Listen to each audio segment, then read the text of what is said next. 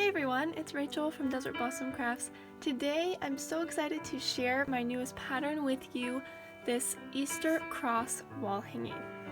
This pattern might just be the perfect Easter decor for your home this year, and my hope and prayer is that it will draw you near to Jesus, the true meaning of Easter and the fact that he is risen from the dead.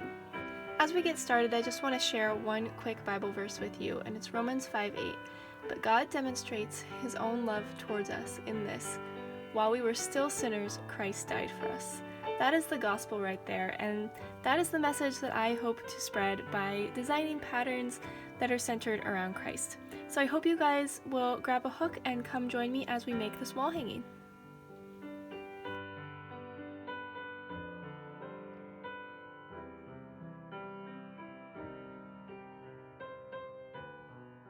To make this wall hanging, there's a few materials you're going to need. First of all, worsted weight yarn. I used Mary Maxim Woodland yarn, which is a gorgeous, gorgeous yarn. It's super soft. I believe it is 90% acrylic and 10% alpaca. But even just that small amount of alpaca makes it so soft, and it kind of gives the yarn a really pretty halo to it. And then you're just going to need an 5mm crochet hook. And then to finish off the wall hanging, you will need some other colors of worsted weight yarn. You can just use random yarns you have in your stash. And you're going to need a stick to attach your wall hanging to. You can get craft sticks at the store, but I prefer a more rustic look with just a piece of a branch from the backyard. And then finally, you can choose how you're going to follow along with the written pattern.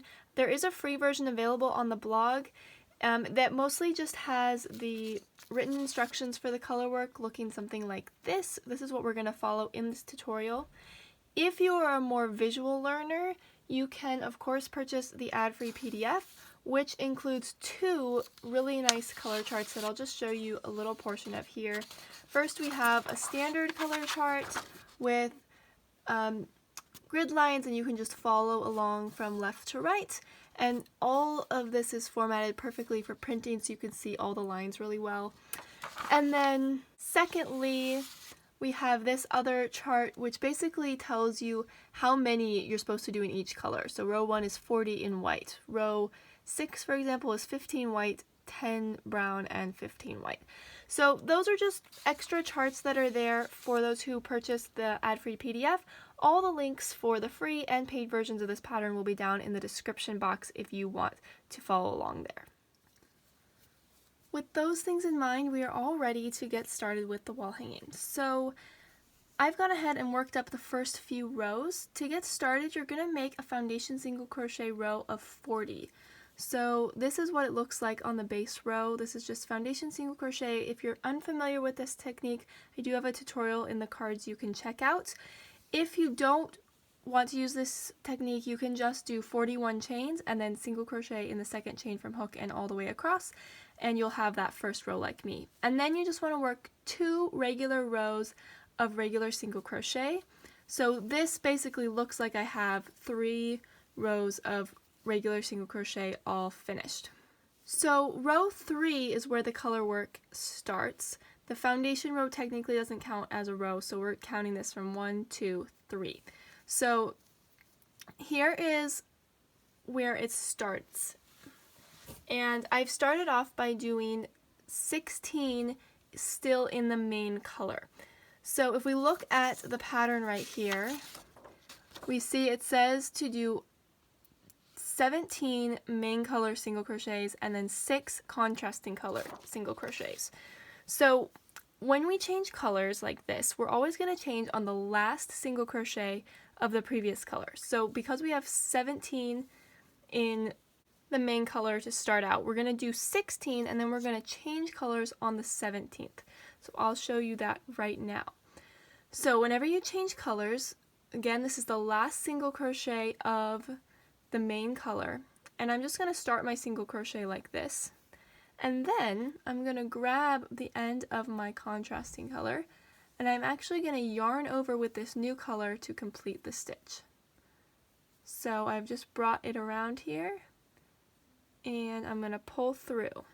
So now you can see at the last stitch of the main color, is still all white, but we are ready to start the contrasting color section with the brown.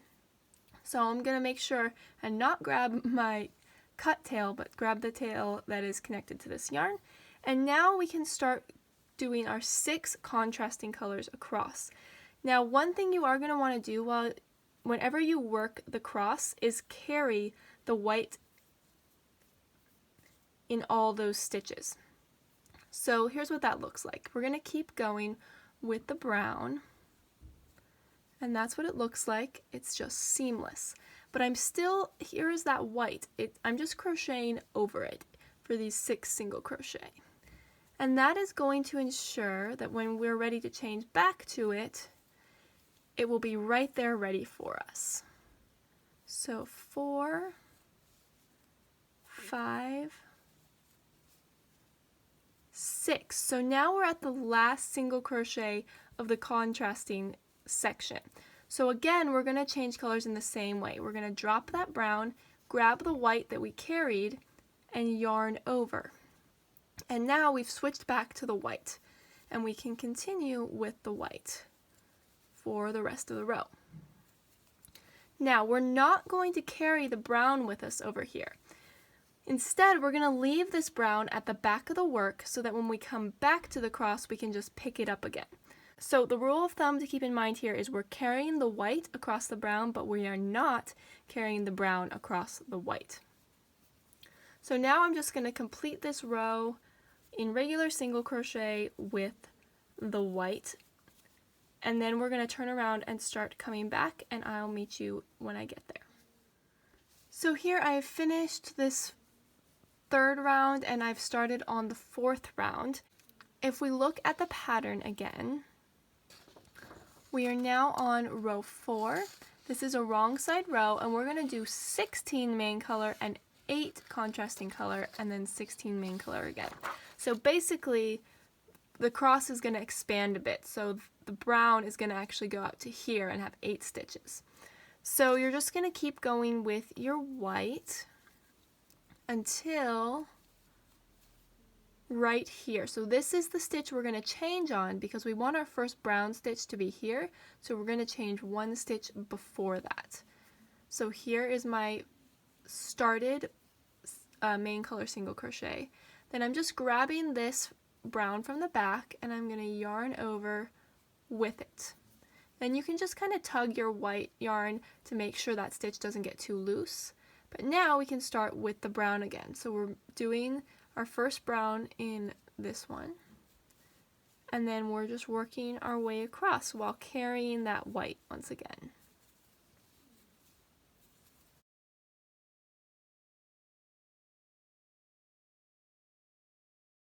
And now this is our last brown because we need 8 browns this row. So I've started with my brown, now I'm going to grab that white that I carried and yarn over. And now I'm just going to complete this one more time all the way across with the white. Now I forgot to do something. So this is really important. Whenever you're on a wrong side row, when you finish with the brown color work, you need to pull your brown strand to the back. So when you're working on the right side, it will naturally fall to the back. But when you're working on a wrong side row, like we were doing, and the pattern does specify that too, if you leave this brown at the front of the work, then when you come to change colors, it's going to leave this strand on the front that you don't want to see. So after you change to the white, so here you can see my new loop is with the white. What you want to do is grab that contrasting color and bring it to the front, which is technically the back. And then you can continue with your white. And now when we come back and we come back around right here, you're going to be able to pick up this brown from the back just like we did on the last row. So I think I've explained everything that you need to know in order to complete this color work. So what I'm going to direct you to do now is just follow the written pattern, which you can either get once again free on the blog, or you can follow the color chart by buying the ad-free PDF, and follow that until you're done making the cross. So you're just going to keep doing what I just showed you, just with the colors that are specified. So once you increase a few more down here, you'll just go up in this long strip, and then you'll do some more brown here that's a little bit farther out. But the concepts are exactly the same. Whenever you're changing colors, you just want to change on the last stitch of the current color and then continue with the new color. Remember, you're carrying the white through the brown, but not the brown through the white. So just keep following the pattern until you get to row 50, which row 50 is this last single crochet row, and then I will show you how to do the netting. Alright, so here we have the cross all done. By the time you get to this point, it's pretty exciting. You're so close to being done. So now we're going to do the lacy section here and then attach it to our branch. So you can see I've done 4 rows of regular white before I go into this lace. And the next thing we're going to do is just turn and start making some chain 5 loops. So I'm going to single crochet in the first stitch, chain 5, skip 4 stitches, and single crochet in the next. And I'm just going to repeat that across. So chain 5, 5, skip 4 stitches, single crochet in the next. I'll do that one more time with you. 5, 1, 2, 3, 4, 5. And since we have 40 stitches across this wall hanging, it's going to work out evenly. Okay, so I lied. I miscounted. For this to work out evenly, you would need to have 41 stitches. So we're just going to fudge a little bit on the second to last one. We're just going to skip 3 stitches here. So that way the last one looks nice with the right amount of stitches in between it. So here I'm skipping 4 now and going in the very last stitch. So that won't be really noticeable at all. So now I've just chained 1 and I'm going to turn and do our second row of mesh. We're going to single crochet in the first single crochet, chain 3 this time first, and just single crochet in the first chain 5 space. And now we're just going to chain 5 and do what we did before, but single crochet in each loop. So chain 5, single crochet in the next chain 5 loop, and just repeat that until you get close to the end. So here I've been doing the mesh across, all the way across these loops, and I just have the chain 3 to do now. So I've gone in every single chain loop, and now I'm just going to chain 3 and single crochet in the first single crochet.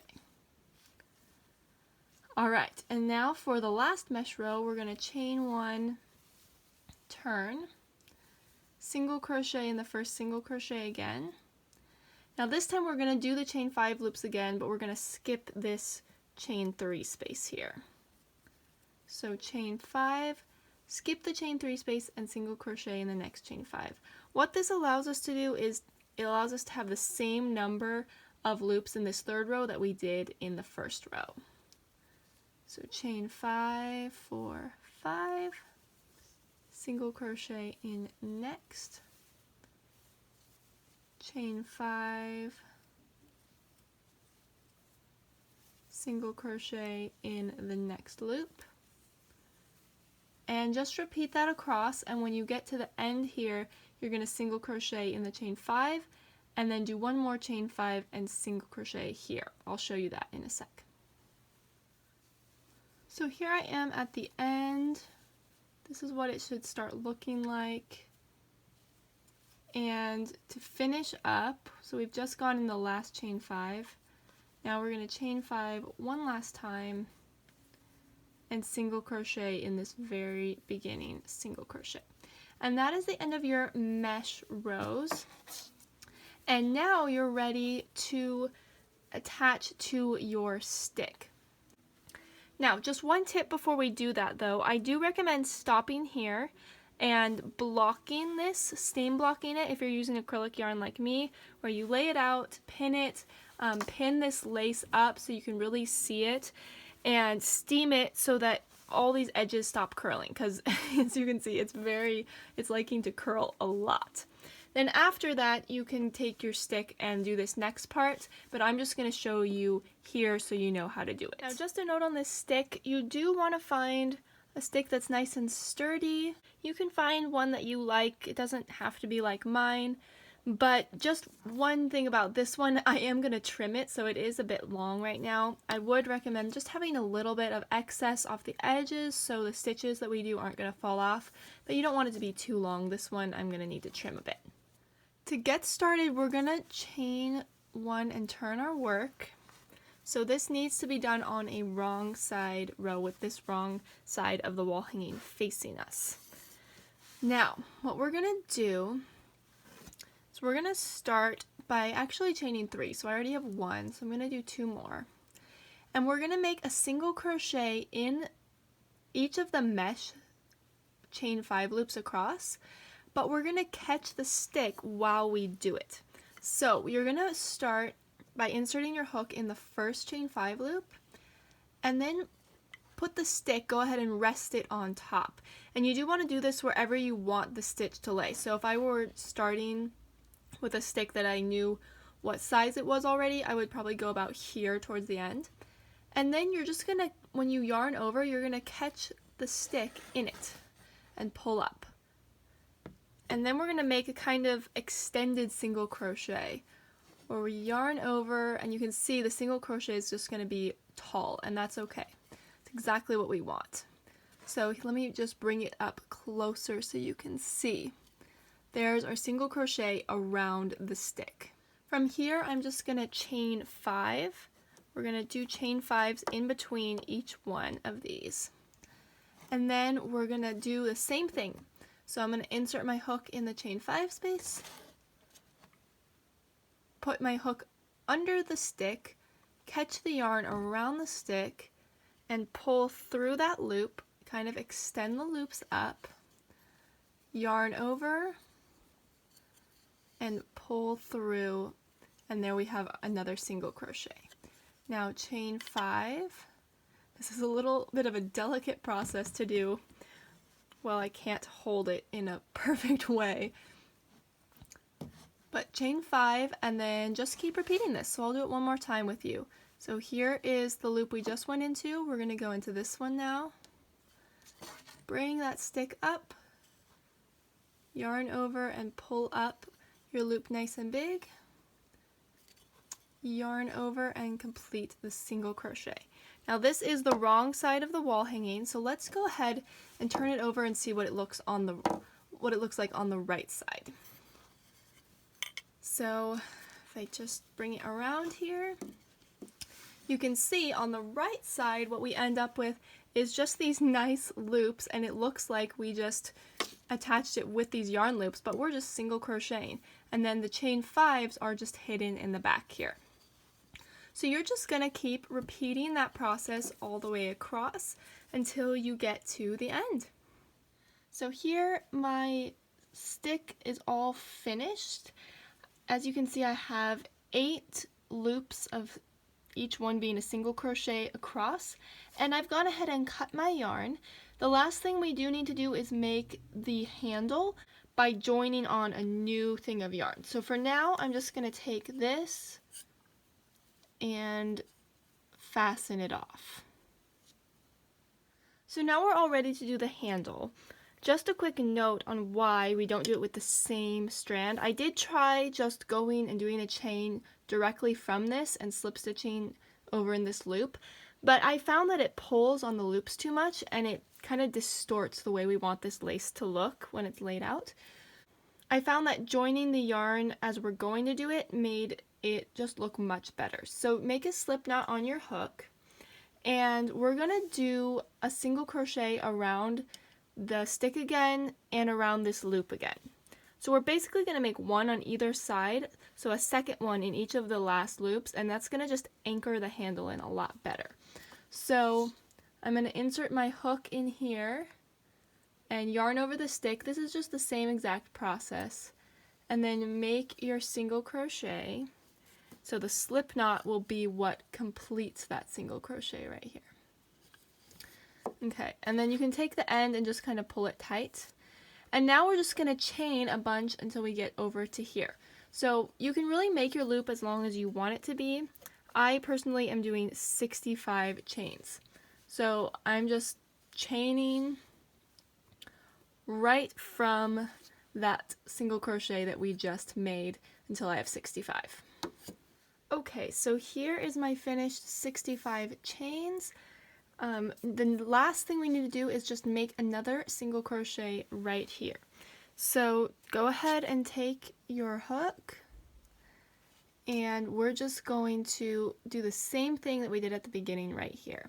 So insert your hook into this last loop and the stick, and grab the yarn and pull it up and through that loop. Yarn over and complete your single crochet. So there I'm pulling through the last loop. And then you just elongate this. So if you hold it up from here, it's a little hard to do in this video. The handle will be anchored a lot better this way than if the loops are attached to the ones right here. So at this point you can just cut your yarn and your handle is all finished. We're getting so close to being done with our wall hanging. Really the last step is to make some cute little flowers to sew onto the bottom. So there's two different types of flowers. We've got some little roses and some little daisies. I used just random worsted weight yarn I had in my stash for these. I believe the rose is Caron Simply Soft and the yellow one is Red Heart Super Saver. So you just want to find some colors that you like and you think would look pretty in the flowers. Just make sure it's worsted weight yarn and you'll be good. One last note, I am also going down a hook size for these and I'm using a G instead of an H. So take your yarn, we're going to start with the rose. And these work up so fast, they're really easy. So I'm going to just chain 7, 5, 6, 7. And to make this rose, we're just going to do 3 single crochet in each of these chains. So I'm going to skip the first chain and do 3 into this second one, excuse me. 2, 3, and just repeat that in each chain, 3 single crochet. And what you're going to notice is as you do this, the stitches are going to start curling back on themselves and it'll start to form the exact rose that we want it to form. So see here, it's starting to curl. I just have 3 left. So 1, 2, 3, 1, 2, 3, and then this very last chain here, we just do 3 more. 2 and 3. Okay, so there is our rose. And to finish it off, there's just one last thing we need to do, and that's slip stitch. So we just want to kind of secure the petals to be exactly the way we want it to be. So I'm just going to go ahead, you just want to curl it up and find where this last stitch kind of lines up. So I'm going to slip stitch right here. As you can see, you can also kind of stretch it a little bit. So I'm probably going to go right here, I think. And just insert your hook in whatever stitch you see it lining up with. And then make your slip stitch and pull it through. So you can see we're just kind of attaching it to each other. And that is your little rose. And we will secure the stitches more together when we sew it to the wall hanging. So that's the rose. I did make some larger roses and some smaller ones. This is the small one. It's just barely smaller. I think I did 1 or 2 less stitches. So you can either do all this size or you can make some that are smaller too. It's up to you. Like I said, all I did was do like 1 or 2 less chains to get this small one. Okay, next up let's do the daisy. So again, making a slip knot. This time I'm going to chain 6. And I'm going to slip stitch in the first chain from my hook.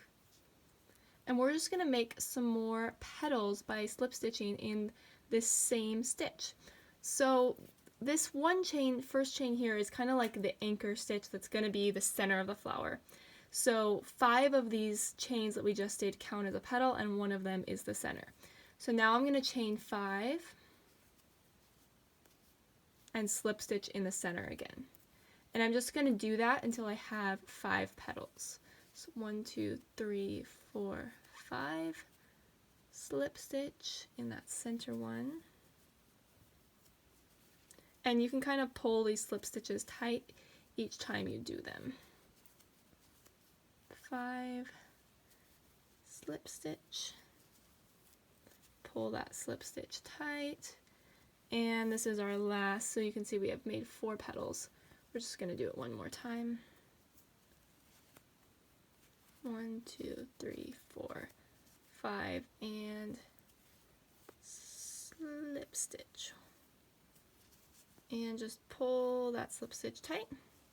And there's our little daisy. So now you can cut your yarn and fasten this guy off. There we go. Just pull that nice and tight. So there's your daisy and your roses. So at this point, we just need to arrange the flowers along the base. You can make really as many or as few as you'd like, and just start arranging them the way you want to along the bottom of the cross. Okay, so this is just a rough idea of what I've come up with, what I'm going to try as I sew these on. You can see I have made 1 yellow rose. I just thought it would be nice to have a mix of them.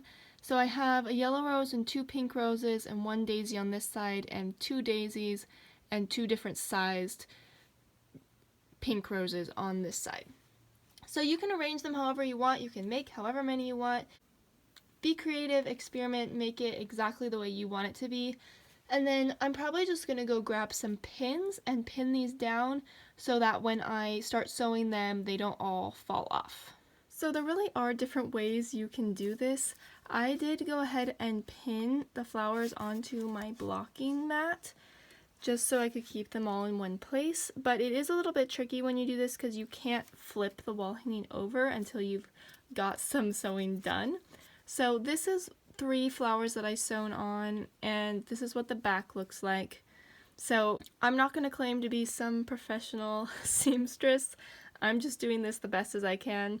And so just thread your needle, start kind of going through the flowers. You can use, so like for example this one, I used one of the ends from the yellow and I just started going around it, and then I went through the pink some too. Just make sure if you go through a different color that you don't leave any big loops on the outside that are seen.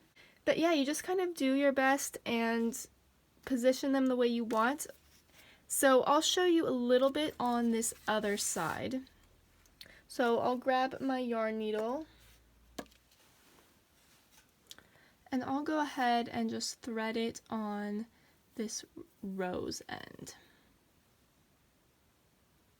Alright, so to get started, my end is right here. So I'm just going to place it somewhere close by. And then just kind of lift, make sure and catch the bottom layer as you do this, and then come up in another spot in the rose. So if you have it pinned to something, this will be a bit of a blind, like making sure you get this bottom layer because you can't lift it up while these other ones are pinned. As you take the pins out, it will get a lot easier.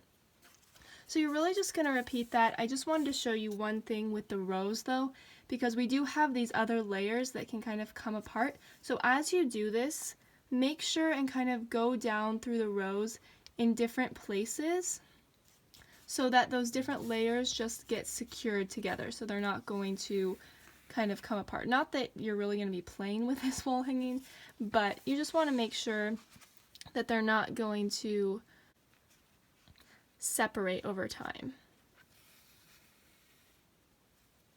So you can even take a break from going through the bottom layer and just go through the different layers of the rose itself. So here I'm just pulling through some of those layers to kind of secure that down. And then here's an example when I want to go through. So by this point I can kind of take out this pen. And I want to go through the yellow also here. So I'm just going to go down and through the yellow. But now at this point, if I come back up through the yellow right here, that pink is going to be pretty hard to hide.